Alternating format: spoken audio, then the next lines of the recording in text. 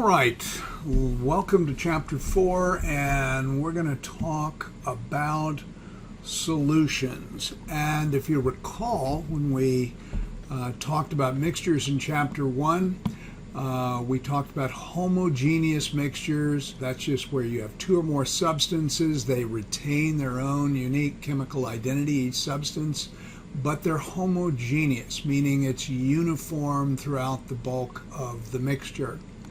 We have two components in what we call a solution, a homogeneous mixture. We've got a solvent, and our very simple definition is simply the component that's in greater quantity, and then we have the solute. That's simply the component or other substances in the solution that are in a lesser quantity. And you can have many solutes in a mixture, in a solution. I mean, you could dissolve salt and sugar, and you could carbonate it, but as long as it's uniform throughout, we would call it a solution. It's a homogeneous mixture of two or more substances. And just remember, solvent, very easy definition.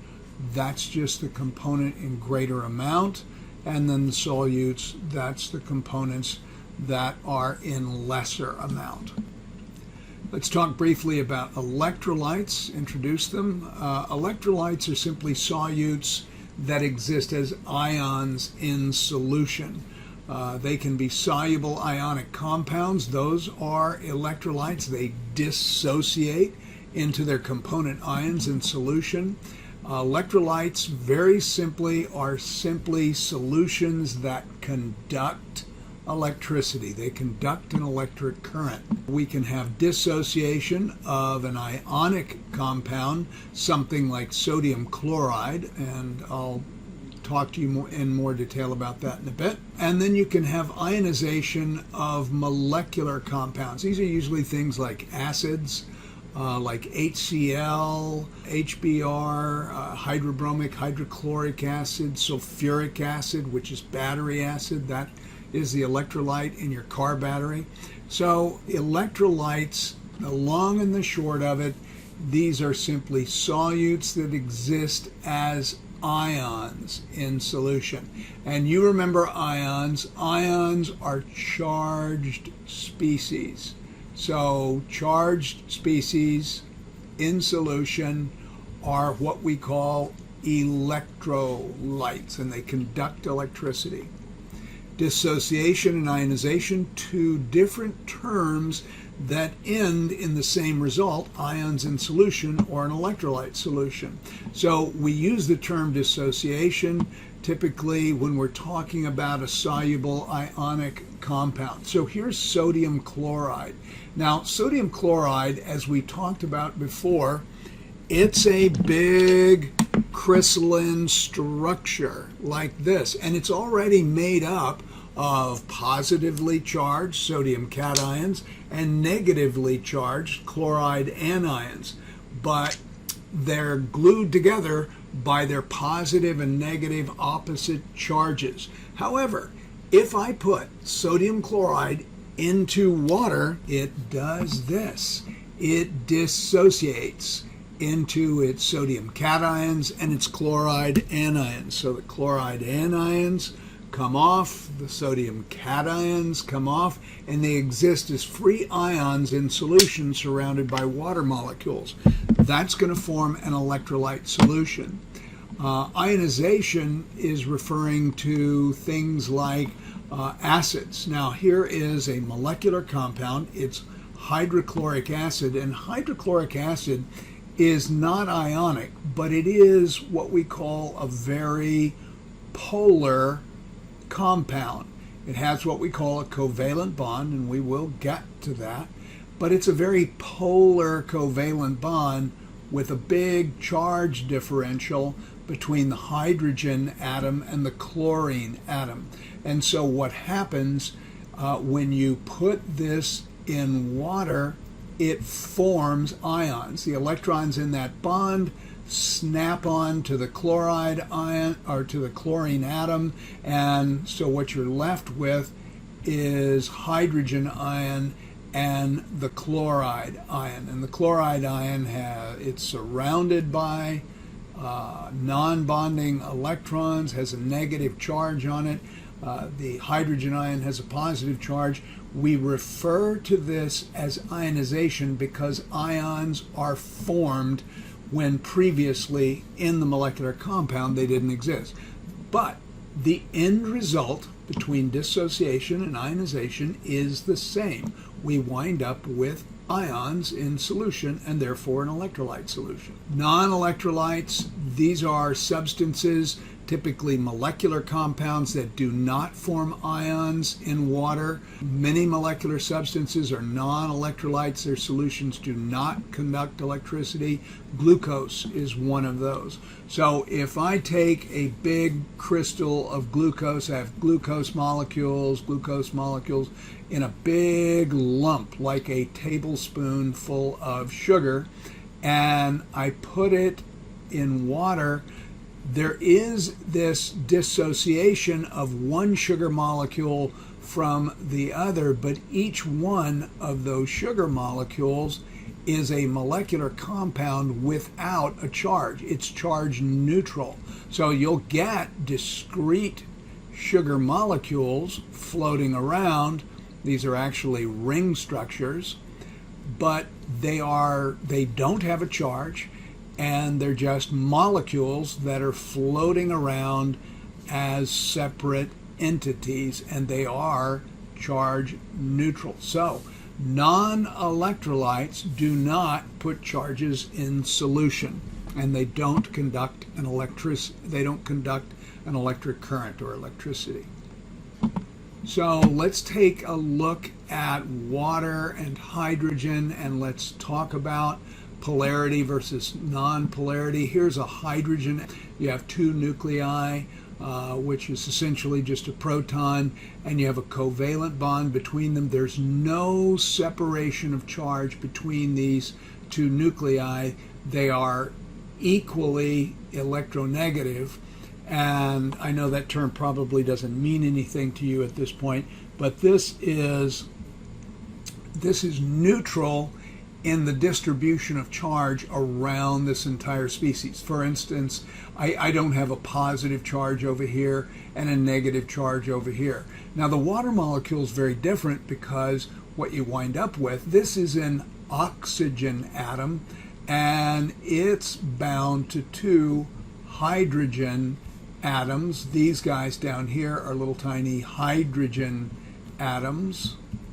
And the oxygen atom has a much more of a propensity to pull the electrons toward it, and that gives it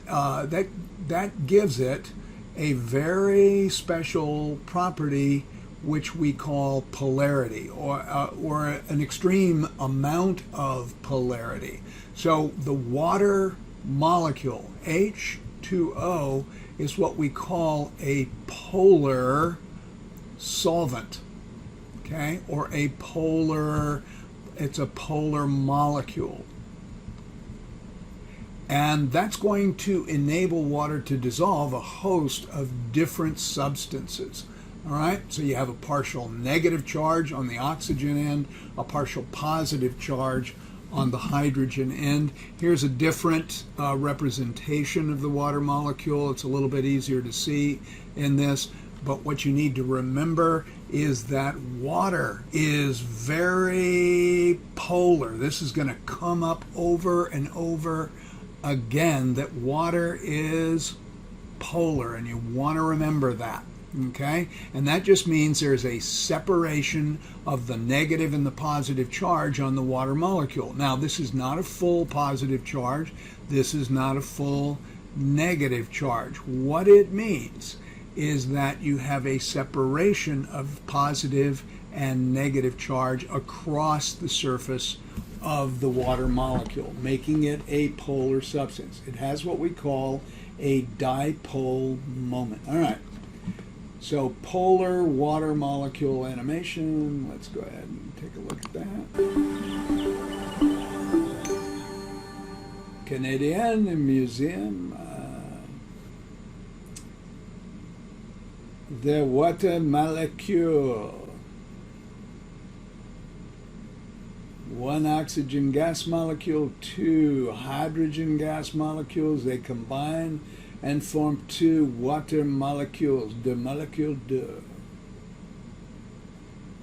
All right, this is indicating that you have positive charges on the hydrogen end and negative charges on the water molecule, on the oxygen end. And they form what we call hydrogen bonds. Okay, and that's a very strong attraction between water molecules, indicated by the little flash of electric or electrostatic charge between water molecules. And that is what gives water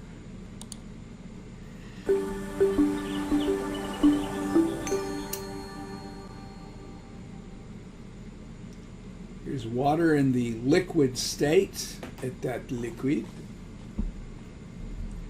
Water molecules continuously bond and release. Those are those hydrogen bonds that are being made and broken.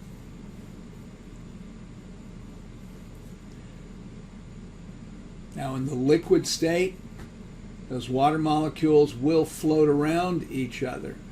But as soon as you lower the temperature and you remove some of the kinetic energy, an exothermic process, those water molecules fix in place. They form this rigid configuration that we call ice. Fixed shape, fixed volume.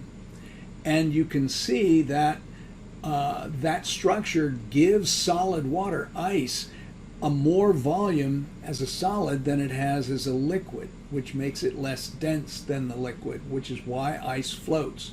In the gas state, the water molecules have just flown apart because you've broken the hydrogen bonds, you have lots of kinetic energy, and the water molecules just keep moving rapidly, too fast to form connections with each other.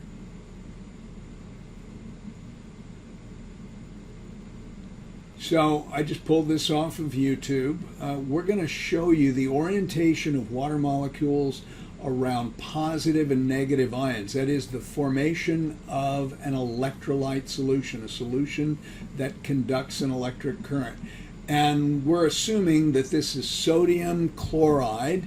Looks something like this, just a bunch of positive and negative charges, negatively charged chloride, positively charged sodium cations.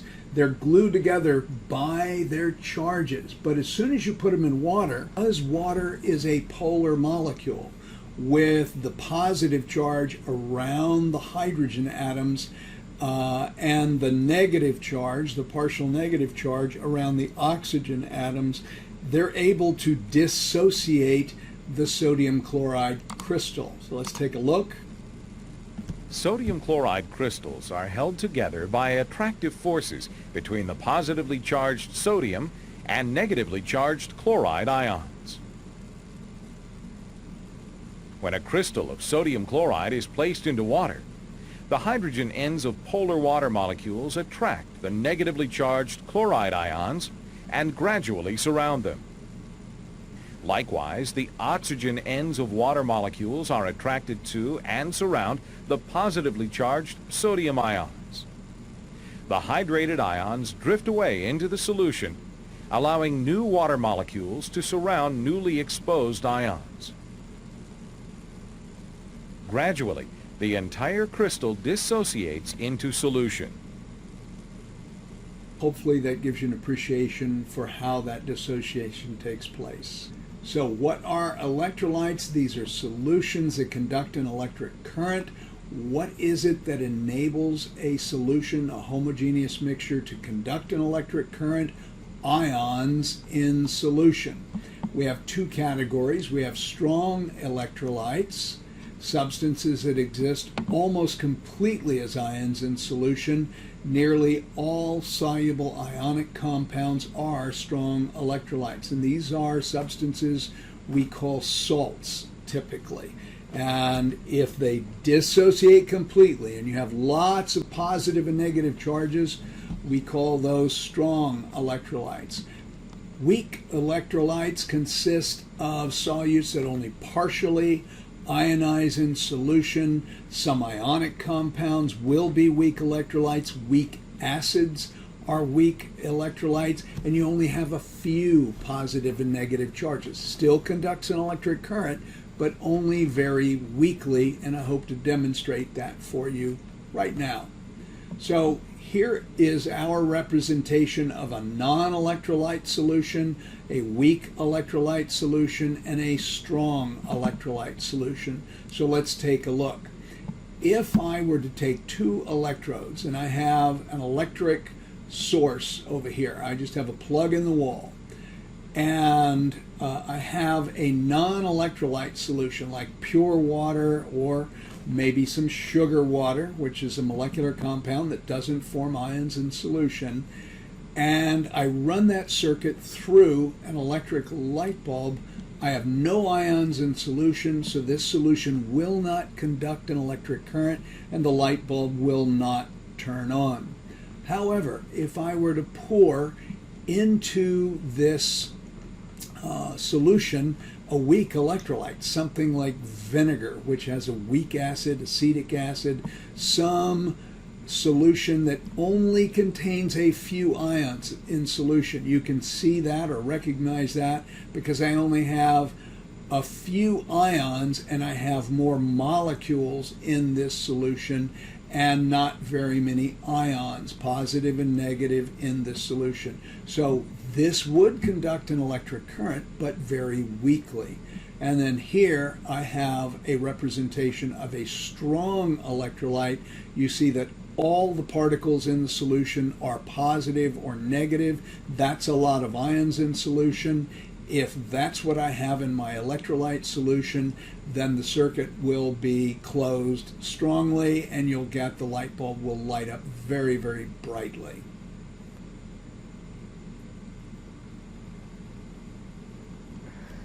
The term electrolyte is a term used when talking about solutions with water as the solvent. We'll demonstrate the property of being an electrolyte with an electrical conductivity tester like this. Pure water does not conduct electricity. I will put the electrodes of the apparatus into the beaker of water. There's no light coming from the light bulb. If I dissolve a material in this water and the light lights very brightly, the dissolved material is called a strong electrolyte. As an example, here is a small amount of table salt. I'm going to add just a little bit to the water and stir it up. As it dissolves, the ions of sodium and chlorine, which are charged particles, go into the water, which will now allow the solution to conduct electricity. So the ionic substance, table salt or sodium chloride, is a strong electrolyte. The term non-electrolyte refers to a substance which dissolves in water but does not allow electrical conductivity. Here is some sugar, which I will dissolve in the water.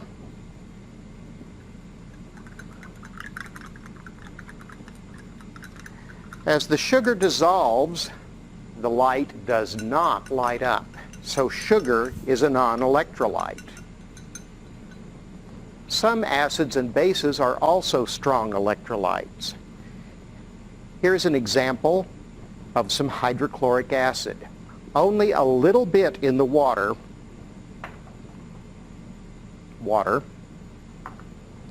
and about 10 drops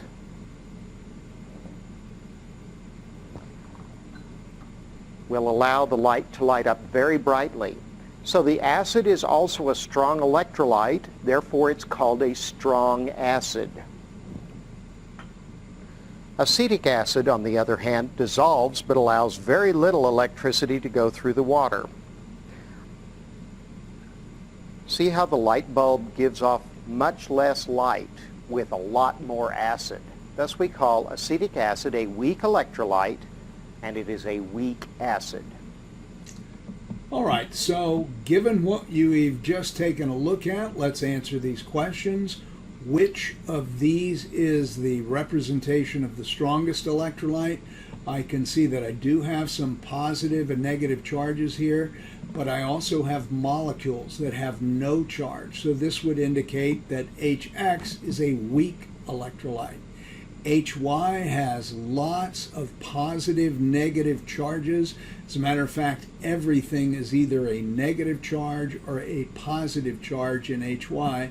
This is indicative of a strong electrolyte solution.